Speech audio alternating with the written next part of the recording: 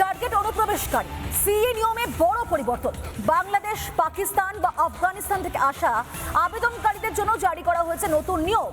এখন থেকে নাগরিকত্ব পেতে জমা দিতে হবে পাসপোর্টের পুঙ্খানুপুঙ্খ তথ্য, আর জারি হয়েছে নতুন বিজ্ঞপ্তি। দেখুন, डिटेक्ट, डिलीट और डिपोर्ट ये पॉलिसी के तहत चुन कर एक एक घुसपैठियों को बंगाल के बाहर निकालने का काम करेंगे और बंगाल और देश को सुरक्षित करेंगे।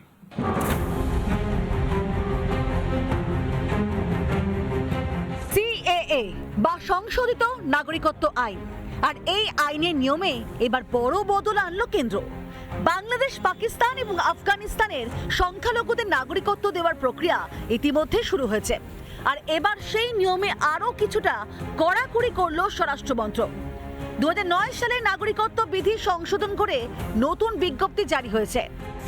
নতুন নিয়ম অনুযায়ী আবেদনকারীকে তার দেশের পাসপোর্টের সমস্ত তথ্য সরকারকে জানাতে হবে।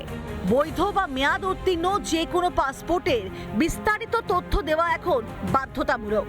একটি বিশেষ ডিক্লারেশন বা ঘোষণাপত্র জমা দিতে হবে।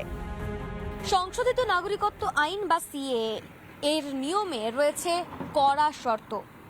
ভারতের নাগরিকত্ব যারা পাবেন তাদের 15 দিনের মধ্যে পাসপোর্ট জমা দিতে হবে। ডাক বিভাগের সিনিয়র সুপার বা সুপারের কাছে পাসপোর্ট জমা দেওয়া বাধ্যতামূলক। এরই পাশাপাশি জানানো হয়েছে এই মর্মে মুচলেখাও দিতে হবে সেই নাগরিককে। কেন্দ্রের এই সিদ্ধান্তকে স্বাগত জানিয়েছেন সমাজের বিশিষ্টরা।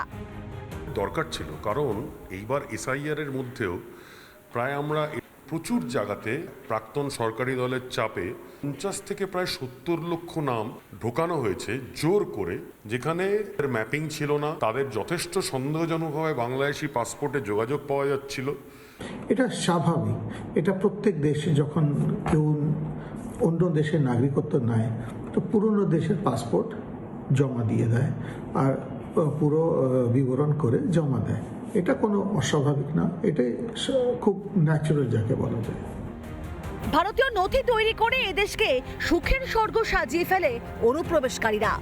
কোনোভাবে এসআইআর প্রক্রিয়ায় হয়তো উতরে গিয়েছে, কিন্তু সেই ছাকনি কেউ যদি ফাঁক খুলে বেরিয়েও যায়, তার জন্য নাগরিকত্ব বিধিতে আসছে আরো বড় ফিল্টার।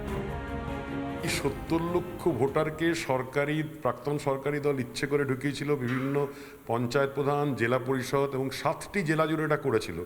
মুর্শিদাবাদ, মালদা, 2টো দিনাজপুর, কোচবিহার, 2টো 24 পরগনা, বীরভূমে। এবং সেইখানে মনে রাখবেন, এই 70 লক্ষ ভোটটা যদি বাদ যেত তাহলে 80 সংখ্যাটা থেকে একটা বোধহয় 8-0 বোধহয় কেটে যেত।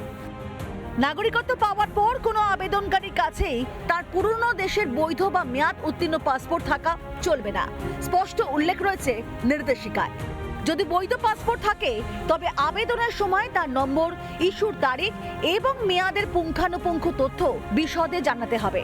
কার্যকর হবে 3D, প্রথমে ডিটেক্ট, দ্বিতীয় ধাপ ডিলিট, আর তৃতীয় ধাপ ডিপোর্ট।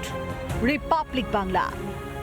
নানা ধরনের কন্টেন্ট দেখার জন্য লাইক করুন, শেয়ার করুন আমাদের ফেসবুক পেজ, সাবস্ক্রাইব করুন আমাদের ইউটিউব চ্যানেল। পাশাপাশি অন্যান্য ব্রেকিং নিউজের জন্য অবশ্যই চোখ রাখুন রিপাবলিক বাংলায়।